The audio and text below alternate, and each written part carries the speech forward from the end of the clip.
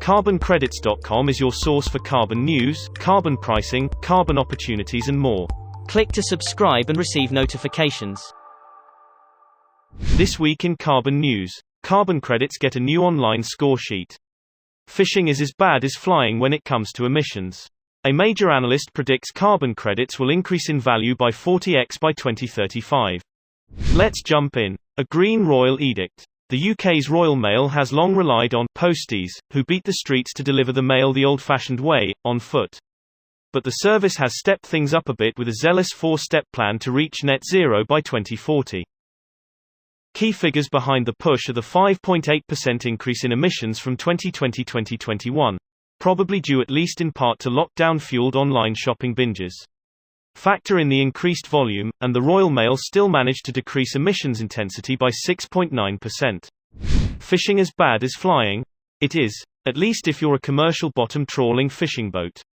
It's not because of the boats themselves, but because bottom trawling intentionally disturbs the world's largest carbon sink, the ocean floor.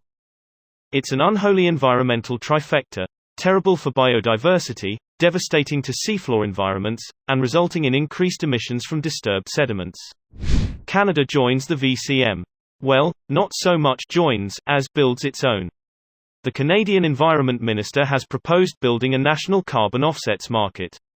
The offsets will be traded under the same framework as carbon credits. The current idea is to start small, with offsets generated by local municipalities that trap methane emissions from landfills.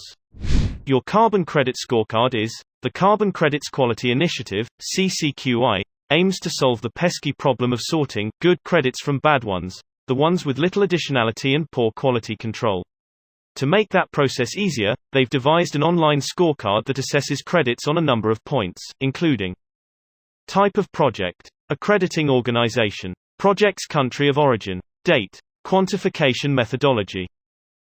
The CCQI is supported by the WWF, the Environmental Defense Fund, and a number of key environmental organizations.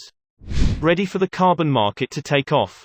Ernst & Young, market analysts of some repute, estimate that the volume of carbon credits will increase by upwards of 40x by 2035. Credit prices will rise as well, potentially reaching $150 per ton by the same date. That'd be a six-fold increase over current prices, which average around $25 per ton depending on the market. Put another way, despite the explosive growth the global carbon market has seen in the past few years, this isn't the main show yet. We're still in the warm-up stages. Carbon catch-up. Here are some of the other key stories we've been covering the last week. Carbon pricing explained. How carbon credits, carbon offsets and taxes are priced. Let's break down carbon pricing, starting with a simple question: why put a price on carbon at all?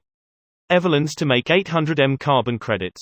Everland unveiled the Forest Plan to end deforestation by developing up to 75 forest conservation, REDD+, projects around the world. EU Parliament rejects EU ETS reform.